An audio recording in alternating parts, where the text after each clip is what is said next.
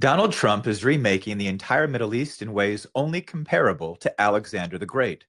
From Turkey and Egypt to Pakistan and India, this is Alexander's empire.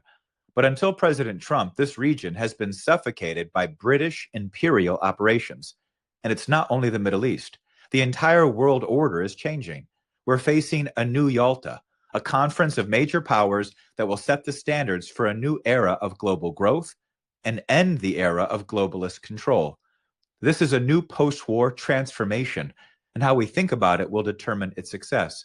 Because the Davos crowd wants to keep the focus on small, practical terms, incremental gains, control the victory, limit their losses.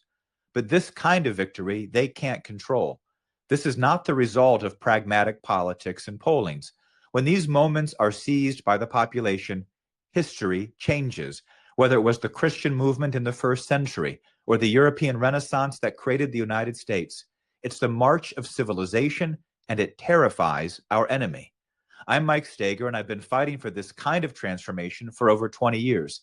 In this video, I'm going to cover how President Trump is composing a solution to the Iran problem on a magnitude comparable to Alexander the Great, how a new set of global powers is emerging to define the 21st century, and how the enemy's tactic to limit our thinking is facing an American reflex.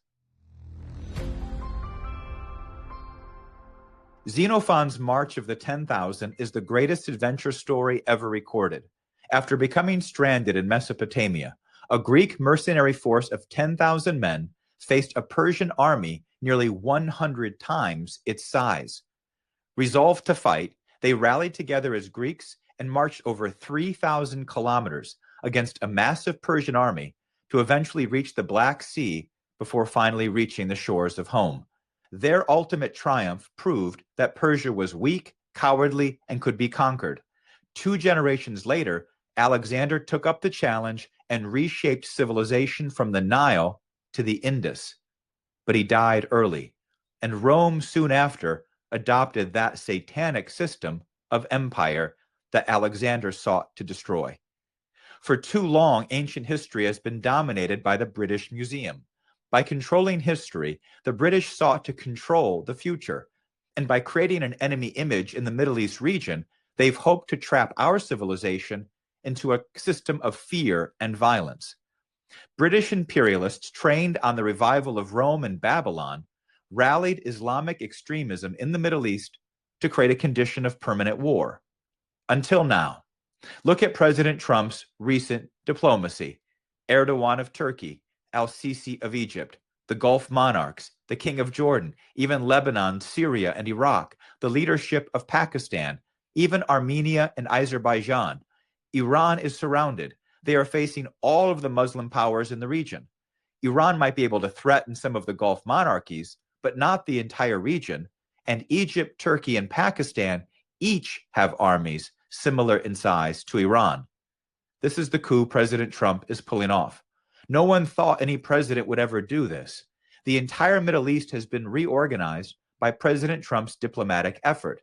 He has recruited the region into a coherent system of nations for mutual benefits. They're not there yet, but that's the goal. That's what he's pulling them into. He's composing this solution to end the scourge of empire, to take the crossroads of the world and turn it into a new economic region of energy, trade, and industry. This is Alexander the Great with the American spirit, and it's not limited to the Persian Gulf. There's a higher level flank, because under globalization, the whore of Babylon that Alexander had hoped to destroy has now metastasized around the entire world. This is why President Trump is pushing the Abraham Accords. Formally, it's the recognition of Israel. But at its core, it's the establishment of a new treaty of sovereign nations. It's the formal rejection not only of the caliphate idea, but of the liberal empire of globalization. It's a renewed commitment to a system of nations. It's a global treaty. Alexander the Great attempted to end empire through direct conflict. Today, what President Trump is doing is creating an even greater cultural change. And that's why I'm creating these videos. Because by expanding the scope of the battlefield, the enemy loses control. They want us to think in sound bites and cartoon narratives, not long arcs and big ideas. President Trump thinks big, and that's why he's such a force of nature. If you want more access to big ideas, then you should sign up for our Promethean Action newsletter, support this YouTube channel, and hit like and subscribe. The more people who subscribe, the more these videos get shared. Alexander's empire was the crossroads of the entire world. Today there are three great Eurasian powers: Russia, China, and India. They surround the Middle East. To the south is Africa. This is a continent with 1.5 billion people with an average age of 19 years. That's huge. To the west is Europe, the old powers. These old powers have realized for centuries that what happens in the Middle East doesn't stay in the Middle East. It shapes the world. That's why President Trump's call for all nations to sign the Abraham Accords is truly pushing aside the old powers. He called it an unparalleled world coalition. He said, quote, "This will be the most important deal that any of these great but always in conflict countries will ever sign. Nothing in the past or in the future will surpass it. Therefore, I am mandatorily requesting that all countries immediately sign the Abraham Accords, and that if Iran signs its agreement with me as President of the United States of America, it would be an honor to have them also be part of this unparalleled world coalition." He's not calling for more bureaucracy or internationalism, more UN committees. He's calling on nations to dedicate themselves to a higher principle. It's like our Declaration of Independence. Then it was 13 colonies joining forces against the British Empire. But the intent here is the same: against the globalists, against globalization. And if you consider that terrorism, mass migration, and drug trafficking are the results of globalist games, then you can see how a stable Middle East creates an environment for growing prosperity throughout the entire world. That's why we've focused on energy dominance and made the Western Hemisphere our top priority. Because unlike the old powers, the old British imperial games, our power doesn't rely on controlling the chaos in the Middle East. Our power depends on ending the chaos in the Middle East and unleashing an era of global growth. That's why it's interesting that a Pakistan senator called for a new Yalta summit. Senator Khan is part of the Pakistan opposition, and he said this, quote, "At this moment, the world needs peace. And if we look at history, Yalta is the city of peace. Yalta is the place where peace spread from." He's referencing the Yalta Conference in 1945. It's where Stalin, Churchill, and FDR met to determine the fate of the world after the war. But it's been 80 years. And 80 years later, the Soviet Union is long gone. Russia today stands proud of its Christian heritage, and despite what the Eurocrats say, Russia is actually part of Europe. The British Empire is long gone. Yet we are still operating in a world based on radical Marxism versus British colonialism, from Antifa and radical Islam to offshore banking and free trade. This is archaic. The new era can succeed, but based on a new vision, on the American system, a system of sovereign nations and economic growth. This is the great manifest destiny of our nation. It's our song of independence to the world. The revival of the true United States, what we're doing here, makes this possible, and President Trump knows it. He's leveraging that power and moving fast to avoid the pitfalls of hesitation. The Trump administration recently leaked a document that included emphasis on 5 core nations. Presumably, it would be these nations who would anchor a new Yalta conference. These 5 are the United States, Russia, China, India, and Japan.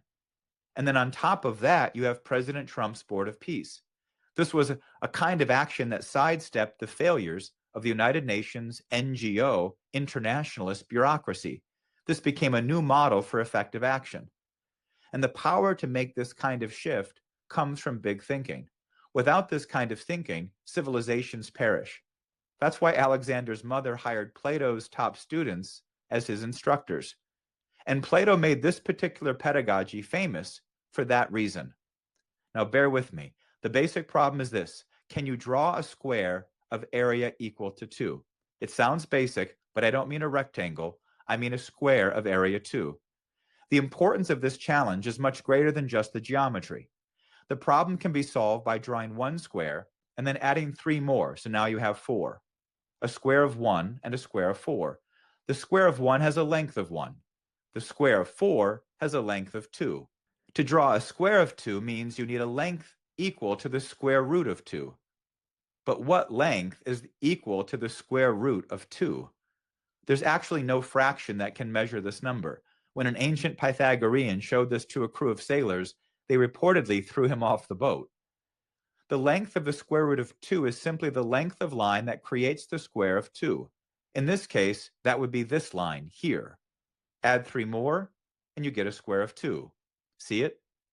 As I said, the importance of this pedagogy is much greater than just the geometry. It gets at the power to control thought, and by doing so, control society. It's why the British Museum sought to control the relics of the ancient world. Control the past, and you can limit how people see the future. Imagine if a government said, you have infinite rights and privileges. Is this the same as true freedom? Well, with an infinite number of fractions, you can't solve the problem of the square. To solve the problem of the square, you have to create an entirely new kind of number, a number that is not counted, but is constructed, what we call irrational numbers today. Such a number required the freedom to think outside any limits to current thinking.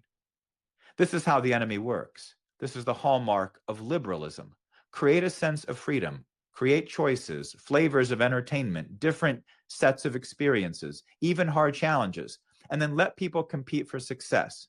Everything seems to be working fine until a crisis hits. Then no matter how hard they try, certain problems can't be solved within that set of experiences. You have to go outside the fence. You have to leave the safety of groupthink. You have to reject the premise of success that has been artificially created. This is why faith becomes so critical during periods of major transformation. God gives us an unbounded set of sets. There are no limits. There are no fences. There is only faith or fear. And this is why America is so different. Ancient Athens and Jerusalem once had a sense of this, but it only matters if it's alive in us today.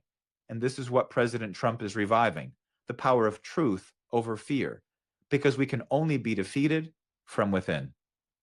Again, thanks for watching. Hit like and subscribe if you like this material. Tell YouTube to share this video far and wide by smashing the bell, and I'll see you later this week.